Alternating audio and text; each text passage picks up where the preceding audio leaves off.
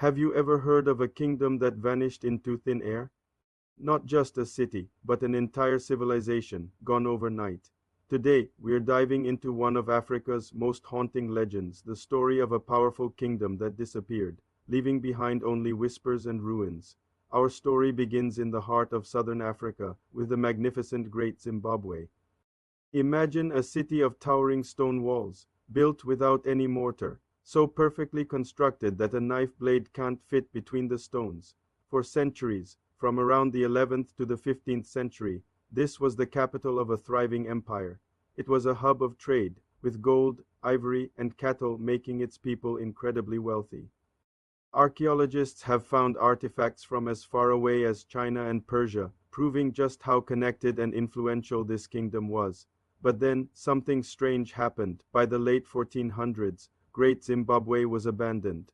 The bustling city fell silent. The markets emptied, the homes were deserted, and the great stone walls were left to the wind and weeds.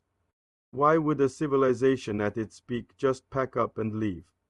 Historians have theories, of course.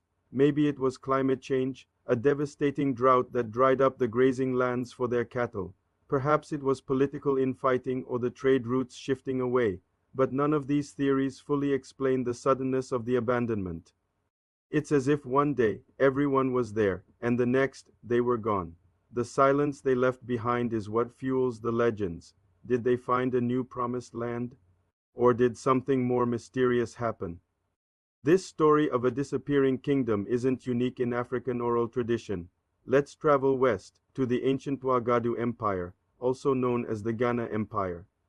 Their legend is even more dramatic. Wagadu was said to be protected by a mythical serpent, Bida, who demanded an annual sacrifice of the most beautiful girl in the kingdom. In return, Bida blessed the land with gold and rain, making Wagadu prosperous beyond belief. For generations, the people honored this pact. But one year, the chosen girl, a hero named Mamadi Sif Deket, couldn't bear to see her sacrificed.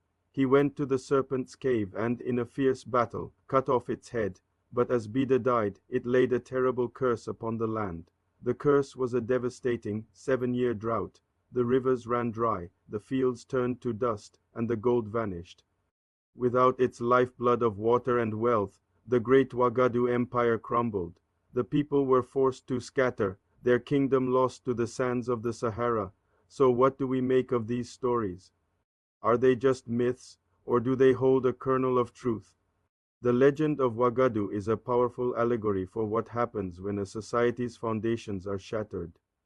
It's a story about the consequences of breaking a sacred pact, whether with a god, a spirit, or with nature itself. When the balance is disturbed, the entire system can collapse. Back at Great Zimbabwe, the stone walls stand as a silent testament to a lost golden age. We can study the artifacts and map the trade routes, but the full story of why its people left remains locked in the past. These tales of disappearing kingdoms are more than just ghost stories. They are powerful reminders of the fragility of civilization. They teach us that even the mightiest empires can fall, sometimes in the blink of an eye, leaving future generations to wonder what really happened. They are a haunting echo from a time when entire worlds could be lost and found only in legends. What do you think happened to these lost kingdoms? Let me know your theories down in the comments. Thanks for watching, and if you enjoyed this journey into history's mysteries, be sure to like and subscribe for more. See you next time.